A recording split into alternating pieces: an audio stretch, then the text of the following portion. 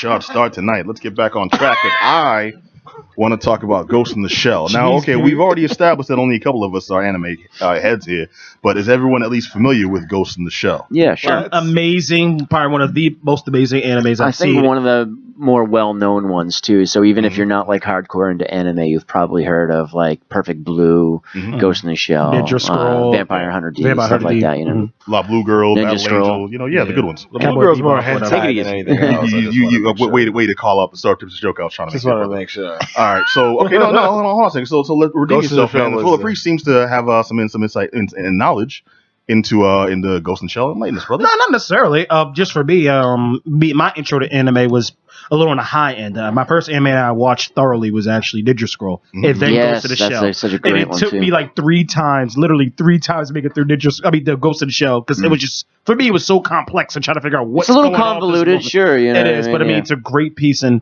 we had a little argument at the pre-show dinner that we usually do, and it was whether or not you can actually pay to go see Ghost in the Shell because of the controversy we're going to talk about. I'm with Dirty D on this one. we're talking about may pay the whitewashing. With, I'm gonna pay, man. ScarJo. It was the anime that sold me on the genre, Mm-hmm. and I fell in love with the convolutedness, like you said. Yeah. It took me 3 watches, and when something has to make me rewatch it, that reread it, I love it. Yeah, so It works my brain. yeah, Wait, so that means you're familiar with the comics too, with mangas, Yes. not just the animes. Yeah. Okay, all right. Yeah, Anyone remember doesn't know the when difference, remember when they were gonna do Akira and they were gonna have like I think they were floating around like Keanu Reeves Yes, to do I heard that. the Live action, in Akira. No, it was Leonardo. It For was Akira, DiCaprio. right? No, it was Really? it was Michelangelo. It was Leonardo DiCaprio. Yeah, I remember that. Really? I thought Keanu Reeves I- was attached. I Keanu heard- Reeves was definitely attached to it at I one heard point. Keanu as well. Reeves too. I heard Keanu Reeves for both Akira and for Cowboy Bebop live action. And Whoa. the Adam Willis story too. That's in 2020. Yeah. I was coming, y'all. Look out for it. Yeah, Starring so- Jaimon Hunsu. But this is there's been a lot of there's been a lot of the whitewashing kind of things that people have been getting up in arms about. Of course, even with what's the Great Wall that came out with as Matt well Damon. with Matt Damon. Which But that was like I mean, we already spoke on this. That was like people jumped the gun on that one. Yeah, Right. it wasn't Matt Damon as he's the great white savior. He's just a white guy who was there. right. I mean, that was it. Right. I mean, it's the same thing we talked about a little earlier about how Iron Fist is getting a lot of heat because of the supposed whitewashing and that. So, I mean, People is abjectly Assuming against fisting left and right are protesting this movie all over the. So sorry, go ahead. you know, that's, You gotta stop. but I mean, you're not right about that. But you're right about folks just getting angry at the fact that there's this assumption that films that historically with the character has not been white, because they are white, now it's whitewashing, and you're taking something that's incredibly serious in terms of whitewashing and you're just applying it across the board whenever there's anything that has to do with white folks interacting with things that aren't white, i.e. Iron Fist. You got this white guy who's interacting with Asian arts, Asian arts, and now it's that is whitewashing. Not really, because the character wasn't Asian to begin with. It was a white guy. Yeah. Unlike Ghost in the Shell, I'm pretty sure about to get into this right now, where the main character Major is Japanese. Yeah. So, and I can see this one. I can see it. I can Whether or not clearly I don't see really want to weigh in on whether I think I want to know. it was right or wrong. I'm talking about what I want to know the black opinion. But I think the one you originally asked is if I'm going to pay to see this, and the answer is probably, very probably. I'm sorry, man. It does look. Yeah, the whitewashing's there, but it looks accurate as hell. Mm-hmm. And that's one of those things I love. Well, you When just saw that too. Stay loyal to source material. She had that It's huge. naked, I'm like, she just got naked. the stealth suit. It's that, Oh my God, that yeah. suit she's wearing. I was like, Well, Even one of the the fight most scene in interesting that parts little of that pond, is oh my God, it was one so of the most accurate. interesting parts of that. And we're talking, of course, about Ghost in the Shell, the original anime. It's basically about in the future, police in Japan are 2024. set. Take that is still the future. I was thinking like the things they said in the past that in the far off future of 1998. But no, still set in the future. It's about police in Japan, and it's a specific squadron made up of people, Augmented of people that are augmented with cybernetics, and people that are completely cybernetic with I guess relatively human consciousness, but Kind of they like a wouldn't really Terminator. in some ways, yeah. yeah, and the story itself, all the stories are set in Japan. Yeah. In Japan and Asian, countries. And when you follow the story down to the nuances, Major technically isn't Japanese. Major is a let me finish this, brother. Okay. Major is a sex bot. Yeah. imbued with the consciousness of the Japanese Major, the person. Right. The actual body was a sex bot. Yeah. No actual ethnicity or race was assigned to that. And from what we saw, that's just how they drew. So you're just thinking like, we got to get a sex bot body. Which one? Who are we gonna get? Yeah, Scarlett Johansson comes up, right? Yeah. Well, no. What I'm getting at is to be 100% accurate to the story. It may as well look like one of those helper robots from iRobot with Will Smith. Yeah. You know what I'm saying? But the general fandom have come to accept every character from this anime is Asian. Because it's an anime. By nature of being an anime. I think it is like, they do have reason in this case to be a little upset. No, definitely. I mean, I'm not saying they don't. I'm just presenting a point, not even playing devil's advocate, just going, if you want to go what you're saying. I'm just saying there's so many cases, and I think this one, we can go through them all, even down to Doctor Strange with the Ancient One. Yeah, you know that's what the I mean? problem. People will say primarily, well, you got to go by the hard facts, and the hard facts say she's Asian. The hard facts technically don't say, one, that she's a she, and two, that she is in fact Asian, if you want to go hard facts. But you want to stick to the argument at hand, it is about whitewashing, and that in itself is a larger issue. And this actually isn't the point, isn't my own point. I forget the name of the dude. We'll call it out in the links after the show. But he made a good point about the fact that Scarlett Johansson was cast as one of the main reasons this movie was able to be made in the first place. Yeah. Everyone can think of but several better and I don't mean better actresses, but better suited for this role. Yeah. Yes, but they, even in their own niche genres, have big names, but are not as big a name worldwide as Scarlett Johansson. I think they saw Lucy as well, and she did great in that kind of action, sci-fi kind of weirdness, and they saw she could play. So what about, and this reminds me of something, I mean, we talked about the movie Get Out recently, and Sam Jackson recently came out and was saying he was kind of upset that... they didn't call him for Grandpa, I know. Yeah.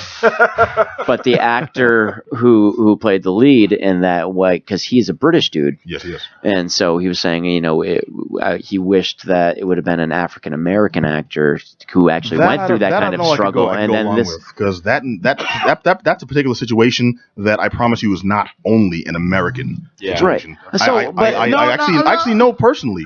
Like British brothers that have had similar experiences. No, but I mean, in interracial relationships. So you can't just say that's. Of course, I think I think the bigger issue is what Sam Jackson's putting out, which is effectively what I would say, especially in this case, what Ghost of the Show, the Asian community is giving out, is that you had an opportunity to utilize homegrown talent or talent that's connected to this particular culture, and you opted not to. So with Sam Jackson, I don't think Sam Jackson's throwing shade on a British actor, but he's like, well, you got a lot of Black American actors looking for jobs, and you try to tell me you can't find not one of them. So I think the same thing with the whitewashing. You had a lot of Asian folks out there. You trying to tell me you couldn't find one Asian female actress to play this job? I think that's kind of what he's doing. Not with the star power, but though. to piggyback, the star power is what Dragon. That's what. There's a meme right now on online that actually has the actress that I guess the social justice warrior or whatever, however you want to phrase it, the internet people have sort of picked, and I don't know her name. The Asian people voted on this one. I don't know, but on the meme it says chooses the RZA to play the Major. They can see it right now on Twitch stream, and the meme itself says, "I am the woman that should have been cast. I am Major," and I recognize her face. I don't know her name, but I definitely recognize. That's the problem, though. That's the problem. You recognize her face. Exactly. You don't know her name. Scarlett Johansson. You recognize her face and her name. Hold on a second. And that level of fame is the thing that will sell the movie, regardless of whether you're okay with it or not. That's the thing that I think people are really forgetting. I love Michelle Yeoh. I love most. I'm not going to say all, but a lot of her work. I think she would have been great. I'm fixated in an era where she was prominent in film. Yes. And negating some of the fact that the past couple of movies I've seen her in were kind of garb, including what was that Transporter movie? Yeah, where she was. Most recently, the sequel. But she was. Yeah, and let's not. Yeah, it was horrible. Why? But she was a background figure in that. People are sometimes past their prime. They're not exactly how we remember. Like Jet Li to me is still like one of the greatest martial artists ever. I was never This dude is probably 10 years past his prime since The One, and he's an out of shape actor now. I'm not gonna say it to his face, but Steve Seagal, you is he going to? Yeah, but we're locked in these ideas of people because we saw them at a certain point. It doesn't necessarily mean they're right for the role, even though they may be better. Scarlett Johansson is somebody who right now we know is fit for the role, like physically fit, and is a known enough name that people will go to see the movie regardless. Also working. But it's not like she's a horrible actor either. No, I'm not putting her down. What I'm saying is, especially in this regard, and this was probably calculated, which I know this happens too, which is kind of messed up. Yeah. They probably knew something exactly like this would happen. We'll cast Scarlett Johansson, who's someone we think can act the role, but will also get people talking about it. This is Ghost in the Shell. I think anyone who's not an anime, anyone who's not an anime fan, Ghost in the Shell comes up. If it's not, it's the Haunting in Connecticut. No one gives a no one would care. Okay. But it's Ghost in the Shell starring Scarlett Johansson, and a controversy about whitewashing comes up. Very calculated controversy about whitewashing comes up. More people are talking about the movie than would be. More people are interested in seeing the movie, possibly even out of a morbid curiosity than would be. You know what I'm saying? That I think is the selling point there. And it would be beautiful if more Asian actresses, hardworking, talented, dedicated Asian actresses were considered for the role, but they probably never had a shot because they don't have the name that Scarlett Johansson does. I got something to add on to that, but I know Adam was waiting. Go ahead, man. My argument is that, with that being said, I hate to say it, but that's complete garbage. And the only reason because that could be the excuse for everything. You're not going to have new actors or new actresses if you're going to keep going back to the well and use the same ones that people quote unquote know. Man, you just don't want to see my rendition of Black Caesar starring Tom Cruise. I want to know why. The biggest. It's legit though. Legit. The biggest thing I can say is that no one says Shaft more than Tilda Swinton. Sorry. The only people that are really going to care about this whitewashing thing, the really hardcore anime fans, there's not going to be enough of them out there to actually have this movie make money. Pretty much. You know what I mean? So you got to get a star that people like. Most people that are going to see this, they're trying to get new fans that don't really care about that. Mm-hmm. So they're like, okay, Scarlett Johansson in this sci-fi action movie. Oh, it was a manga from back in the day, and most people don't care. Right. Mm-hmm. And so the really hardcore ones, there's like a big pocket of them, but not enough to make the $300 million that they're looking for to get it out there. So it doesn't really matter. But I think you also got to take into consideration the media that it's come from. It's like The Great Wall is a great example. Yeah. Matt Damon, we thought it was whitewashing, but again, like you guys said, it was actually backed, like you told me, by an Asian film company, and they decided to cast him as blah blah blah blah side guy. How much did he hear about that story before it came out? Nothing. About what was the movie about? Matt Damon's in Japan. But the marketing was coming from their end though, and that's what I assume. Like I figured if the movie's being made on their end, maybe it might be a little bit different. But this is a U.S. film company. But I will argue with that and say that that's the bigger problem. Like, why does it have to be?